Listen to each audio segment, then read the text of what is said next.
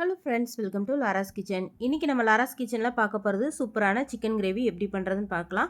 Gravy பண்ணுறதுக்கு stove on பண்ணிவிட்டு பாத்திரத்தை வச்சுட்டு 3 ஸ்பூன் அளவுக்கு எண்ணெய் சேர்த்துக்கலாம்.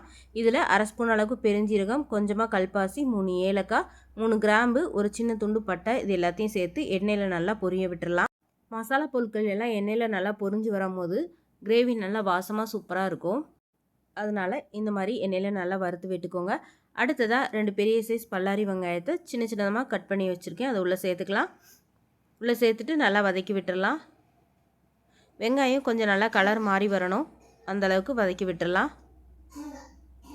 வெங்காயம் இப்போ நல்லா கலர் மாதிரி வதங்கி வந்துருச்சு. இப்போ இதில் 2 பச்சை மிளகாவை நீளமாக கீறி போட்டு சேர்த்துக்கலாம். பச்சை மிளகா நல்லா வதங்கினதுக்கப்புறமா 2 பழுத்த தக்காளி எடுத்து வச்சுருக்கேன், அதையும் உள்ளே சேர்த்துடலாம். தக்காளி நல்லா சுருண்டு வரணும், அந்த அளவுக்கு நல்லா வதக்கி விட்டுடலாம். அதுக்கப்புறமா மற்ற பொருள் எல்லாம் சேர்த்துடலாம்.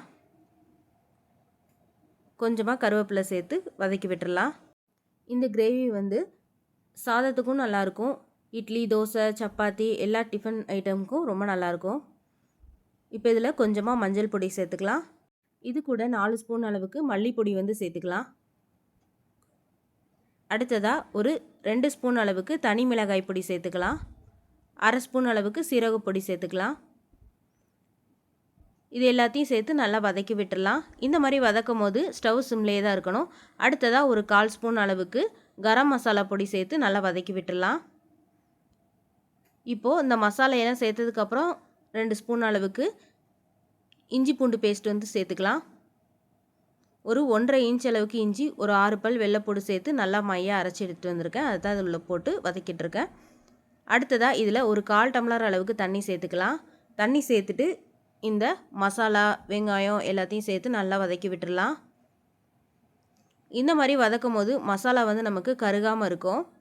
அதே சமயம் இதில் இருக்க பச்சை வாசனை எல்லாம் போயிடும். ஒரு நிமிஷத்துக்கு இந்த தண்ணியிலே மசாலா எல்லாம் வதங்கட்டும். அடுத்ததாக இதில் ஒரு 3/4 கிலோ அளவுக்கு சிக்கன் சேர்த்துக்கலாம். சிக்கன் சேர்த்துட்டு நல்லா இதை பிரட்டி விட்டுடலாம்.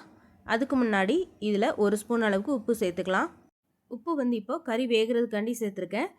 லாஸ்ட்டாக நமக்கு தேவைப்பட்டால் இன்னும் கொஞ்சம் சேர்த்துக்கலாம். இந்த கறியை நல்லா பிரட்டி விடணும். அப்போ தான் இதில் இருக்க மசாலா எல்லாம் கறியோடு சேர்ந்து ஒட்டி வரும். மசாலாவோடு இந்த கறி நல்லா ஒட்டி வர அளவுக்கு பிரட்டி விட்டுக்கலாம். இப்போது இதை ஒரு மூடி போட்டு வேக வைக்கலாம். இந்த மாதிரி வேக வைக்கிறதுக்கு முன்னாடி ஒரு 1/4 டம்ளர் அளவுக்கு மட்டும் தண்ணி சேர்த்து கறியை மூடி போட்டு வேக வச்சிடலாம். இந்த மாதிரி வேக வைக்கும் போது இந்த கறியில் இருக்க எலும்புக்குள்ளெல்லாம் மசாலா நல்லா இறங்கி வரும். அது மட்டும் இல்லாமல் கறியிலேருந்து வேற தண்ணி நிறையா வெளியே வரும். அதனால் நல்லா மூடி போட்டு வேக வச்சிடலாம். இந்த மாதிரி மூடி போட்டு வேக வைக்கும் போது கறி நமக்கு நல்லா டேஸ்ட்டாக இருக்கும். இப்போ பார்த்திங்கன்னா நம்ம ஒரு 1/4 டம்ளர் அளவுக்கு தான் தண்ணி ஊற்றி வேக வச்சுருந்தோம். சிக்கன்லேருந்து எந்த அளவுக்கு தண்ணி வெளியே வந்திருக்கு பாருங்கள். இதுக்கப்புறமா நம்ம கிரேவிக்கு தேவையான அளவுக்கு தண்ணி சேர்த்துக்கலாம். சிக்கன் இப்போது ஒரு பாதி அளவுக்கு வெந்திருக்கு. இன்னும் கொஞ்சம் தண்ணி இதில் சேர்த்துலாம். 2 டம்ளர் அளவுக்கு தண்ணி சேர்த்துக்கிறேன். தண்ணி சேர்த்துட்டு மறுபடியும் மூடி போட்டு ஒரு 20 நிமிஷத்துக்கு நல்லா வேக விட்டுடலாம். இந்த கிரேவியில் பார்த்திங்கன்னா நம்ம நல்லா மூடி போட்டு வேக வைக்கிறதுனால சிக்கன் நல்லா பூவாக வெந்துடும். குழந்தைங்கள்லேருந்து எல்லாருமே நல்லா மென்று சாப்பிட்றலாம், அந்த அளவுக்கு நல்லாயிருக்கும். இப்போது தேவையான அளவுக்கு தண்ணி சேர்த்தாச்சு, மூடி போட்டு வேக வச்சிடலாம். இப்போ பார்த்திங்கன்னா ஒரு 20 நிமிஷம் கிட்ட ஆயிடுச்சு. கறி நல்லா வெந்துருச்சு. இப்போ இதில் ஒரு 3/4 ஸ்பூன் அளவுக்கு மிளகு பொடி சேர்த்துக்கலாம். மிளகு பொடி சேர்த்ததுக்கப்புறமா ஒரு 5 நிமிஷம் நல்லா பிரட்டி விட்டு வேக வச்சிடலாம். இப்போ நமக்கு கிரேவி பார்க்குறதுக்கு தண்ணியாக இருக்கிற மாதிரி இருக்கும். ஆனால் ஸ்டவ் ஆஃப் பண்ணிவிட்டு கொஞ்சம் சூடு குறைஞ்சதுக்கப்புறம் பார்த்திங்கன்னா நல்லா திக்காயிரும். கறி எல்லாமே நல்லா வெந்துருச்சு.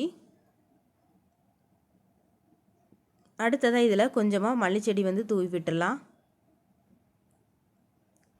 அவ்வளோதான். இப்போ ஸ்டவ் ஆஃப் பண்ணிட்டோம் அப்படின்னா சூப்பரான சிக்கன் கிரேவி ரெடி. இதில் உப்பு எல்லாமே செக் பண்ணிவிட்டேன், எல்லாமே கரெக்டாக இருக்குது. இதே மாதிரி சிக்கன் கிரேவி உங்கள் வீட்டில் நீங்களும் ட்ரை பண்ணி பாருங்கள். ட்ரை பண்ணி பார்த்துட்டு எப்படி இருந்ததுன்னு கமெண்ட்டில் சொல்லுங்கள். இந்த வீடியோ உங்களுக்கு பிடிச்சிருந்துச்சுன்னா லைக் பண்ணுங்கள். லாராஸ் கிச்சனுக்கு சப்ஸ்கிரைப் பண்ணுங்கள். இந்த வீடியோவை உங்களோட ஃப்ரெண்ட்ஸ்க்கும் ஷேர் பண்ணுங்கள். தேங்க்யூ.